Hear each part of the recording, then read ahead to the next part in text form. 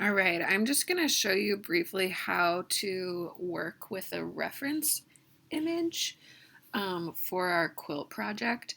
Um, and this works best with Photoshop. So I just opened up um, a JPEG from my desktop in Photoshop, and I'm going to do what's called posterizing it. And you could use this, you don't ultimately have to use the entire image. You could like cut out a part of it to use as reference, make a collage, scan that, and then open it up in Photoshop, um, and to be able to do this posterizing step. And after the posterizing step, I'll show you how to print it out large so that it's like the full scale of your art quilt.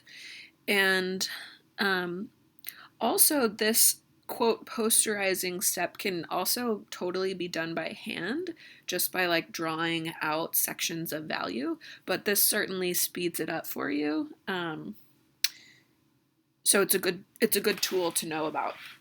So here I am in Photoshop, and all I'm going to do is use the posterize button to make that adjustment. So I'm just going to click right here, but also show you that you can find this option a few different ways. So if I just type in posterize in the help section, um,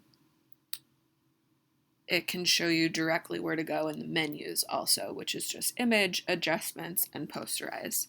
I'm just going to use this little toolbar shortcut for it. So I just click on posterize, and immediately you see what posterizing looks like. Basically, it's flattening out a pixelized image into sections of flat color. And then Photoshop gives you the option to create different levels. So this is what it looks like at 4 levels. If I type in 3, it simplifies it a little bit. If I type in 2, simplifies it even more. And again, because you may not be using like the entire image, you have some flexibility with, say, like maybe you like how the tulip petals look like at level 2. So you could save this one and use that, and then at level 3 maybe, or even 4, you like how the foliage looks. So you could like make a couple copies of this and sort of cut and paste once you have um, printed the images. So I'm gonna just go with 3 levels for now, and then I'm gonna save this as a PDF. And so in this drop down menu, most likely when you're doing this for the first time, it'll just show up as like a Photoshop document. I'm going to go down to Photoshop PDF and save it wherever it makes sense for you. And then just keep clicking through until it's saved.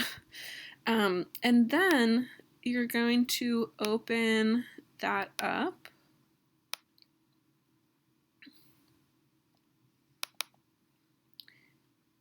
In Adobe Acrobat.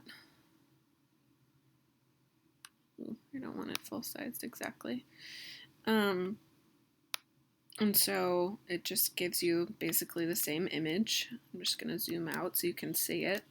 And opening it up in Acrobat just allows you to print it to full size. So we're going to go to Print.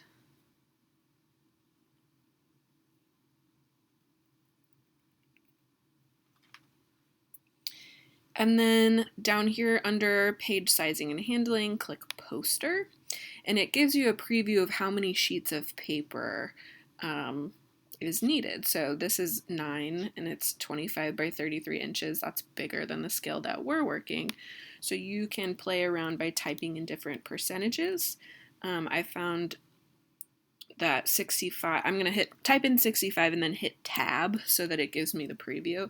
And I found that 65 is going to get us pretty close to that 16 by 20 size that we sort of laid out, or even 70% actually is probably even better. And then just select the printer that you have at home and print it out. you could do it in color, black and white. It really actually doesn't matter.